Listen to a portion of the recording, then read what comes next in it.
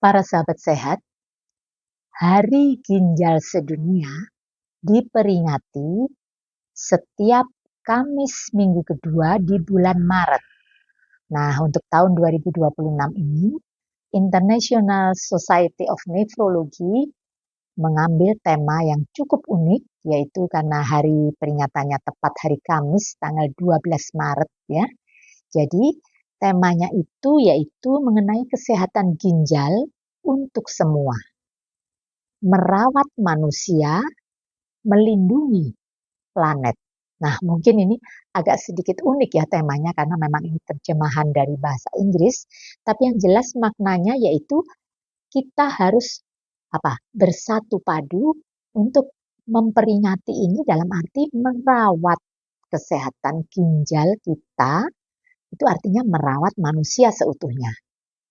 Kita mungkin berkata, dokter, ngapain sih kok membahas masalah ginjal? Kok mengerikan? Justru disinilah para sahabat sehat. Ayo ngobrol mengenai kesehatan ginjal. Supaya tidak terjadi hal-hal yang mengerikan, yaitu sakit ginjal dan sebagainya. Ya, pentingnya peringatan ini tentunya mengingatkan kita bagaimana deteksi dininya. Nah, itu yang penting. Dan bagaimana pencegahannya ya. Nanti yang penting dalam ngobrol ini akan saya berikan bagaimana tips dan triknya untuk menjaga kesehatan ginjal kita. Yuk kita mulai satu persatu. Kalau melihat angka kejadian ya, insiden ya, angka kejadian orang yang mengalami gagal ginjal kronis ini kalau di seluruh dunia itu jumlahnya lebih dari 800 juta. Banyak banget, ya memang banyak banget. Lebih dari 800 juta dan yang sudah mencapai stadium akhir itu sekitar 5 juta. Angkanya baik untuk laki-laki maupun perempuan hampir sama ya. Laki-laki dikatakan 10,5%, perempuan 11,8%, lebih tinggi perempuan. Nah, bagaimana dengan di Indonesia? Indonesia ini pun yang mengalami gagal ginjal kronis itu lebih dari 700.000. Yang sudah menjalani cuci darah, hemodialisa itu 200.000. Itu pun banyak ya. Dari tahun ke tahun trennya meningkat ya. Jadi dikatakan sakit ginjal merupakan penyebab kematian ranking 9 ya. Kita tahu bahwa ada ranking 1 mulai dari kanker, jantung dan sebagainya. Nah, ini sakit ginjal ini menduduki ranking 9. Jadi termasuk di dalam 10 besar ya. Jadi kita nggak boleh menganggap remeh ya. Mungkin kalau dulu ada kesan bahwa kalau sudah tua kan fungsi ginjalnya menurun ya. Jadi dikatakan kalau sakit ginjal itu pada orang tua. Nah sekarang ironis sekali para sahabat sehat ya. Gen Z ya, kita tahu ya generasi Z itu tahun 97 sampai tahun 2000 berapa ya? Sekitar anak-anak yang lahir tahun 97 sampai tahun 2012 ya, Gen Z itu banyak yang sudah mengalami gagal ginjal, menyedihkan sekali. Mungkin ada yang bertanya, kenapa sih dokter kok bisa begitu? Ya kita tahu, perubahan gaya hidup ya, perubahan gaya hidup mulai dari overworking ya, yang model kerja yang tidak mengenal istirahat, begadang nonstop seperti itu. Kemudian pola diet ya, diet yang tinggi gula, tinggi garam, tinggi lemak. Nah ini semua kan nggak bagus ya. Nah ini karena saking asiknya bekerja di depan laptop mungkin sampai selalu menahan buang air kecil. Mungkin kalau lagi main game gitu, kalau ditinggal ke belakang sebentar mungkin akan kalah gitu ya main gamenya. Jadi nahan kencing. Ini pun juga merupakan perubahan gaya hidup yang menyebabkan ginjal jadi bekerja lebih berat dan akhirnya jatuh dalam kondisi gagal ginjal ya. Mungkin ada yang protes, dokter, apa nggak boleh minum minuman kemasan? Ya kalau sekali tempo kita minum soft drink, kita datang ke resepsi, pesta, minum minuman manis, boleh. Tapi sekali lagi bukan setiap hari, setiap saat minumnya minuman kemasan ya. Tetap direkomendasikan yang terbagus itu adalah minum air putih ya. Jadi sekali lagi itulah yang menyebabkan kenapa Gen Z akhir-akhir ini banyak yang mengalami gagal ginjal. Nah, para sahabat sehat, kita tahu bahwa fungsi ginjal itu kan untuk menyaring darah ya, menyaring limbah juga, sehingga yang sudah tidak terpakai, katakanlah racun-racun apapun kotoran yang sudah tidak terpakai, namanya juga limbah, itu kan harus dibuang lewat kencing. Itu kalau ginjalnya normal.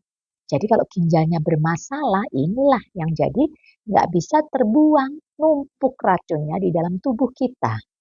Sehingga itulah nanti kita akan melihat bagaimana gejala dini atau gejala awal yang patut diwaspadai, bahwa itu merupakan tanda-tanda kelainan pada ginjal kita ya.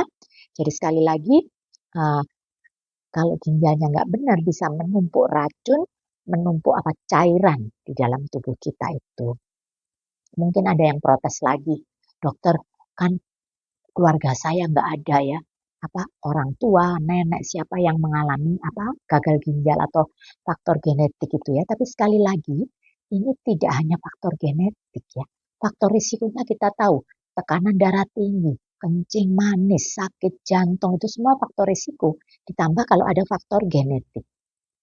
Belum lagi obesitas. Nah ini ya, kok lagi-lagi dokter membahas obesitas. Benar ya, obesitas juga nggak bagus, itu merupakan faktor risiko. Selain tentunya usia tua ya, kalau sudah bertambah usia memang fungsi organ tubuh kita bisa menurun seperti itu ya. Kemudian pemakaian obat-obatan yang nggak benar nih para sahabat sehat.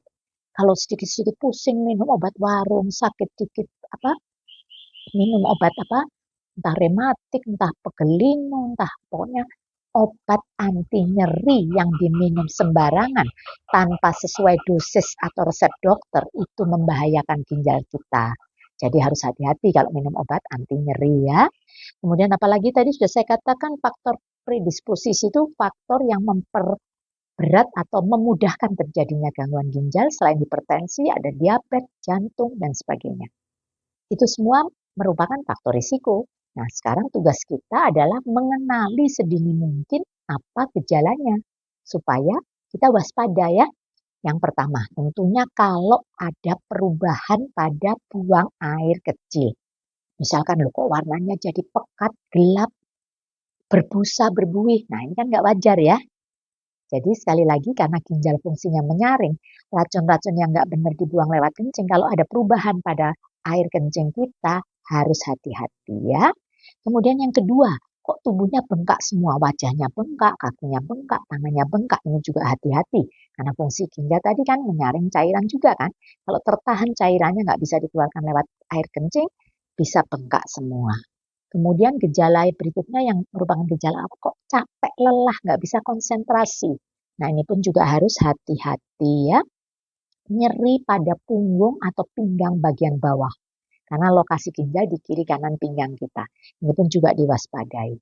Frekuensi buang air kecil yang terlalu sering atau sebaliknya kok jadi jarang kencing. Ini pun juga hati-hati ya. Dan sekali lagi, frekuensi yang tidak normal itu pun diwaspadai.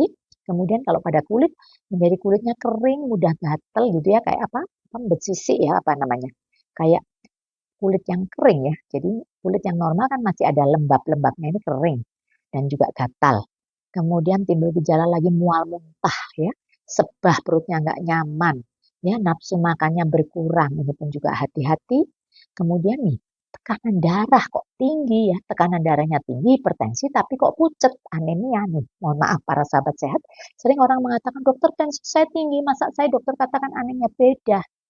Kalau tekanan darah itu tensimeter yang mengukur ya, tapi kalau anemia kadar sel darah merah, kadar hemoglobin. Nah, orang yang mempunyai kelainan pada ginjal, tekanan darahnya tinggi, tapi anemia pucet. Nah, ini juga hati-hati.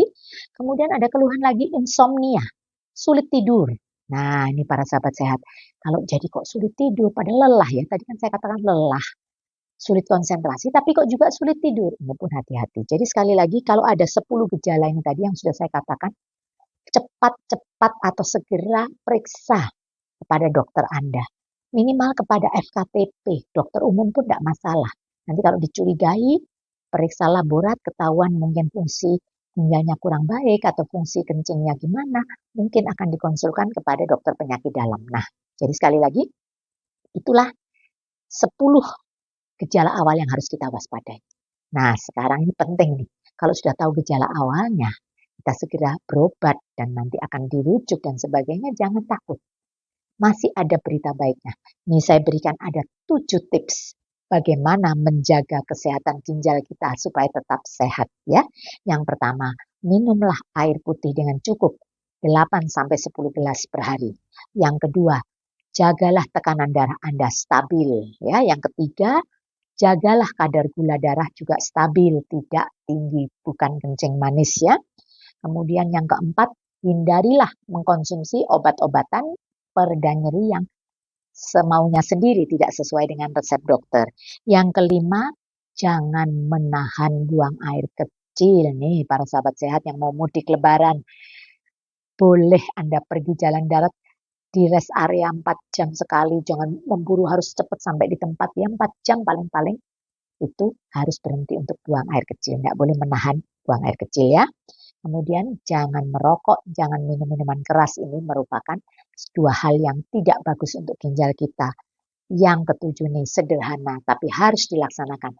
Olahraga secara teratur agar tubuh sehat dan bugar, mencegah obesitas, mempertahankan berat badan ideal.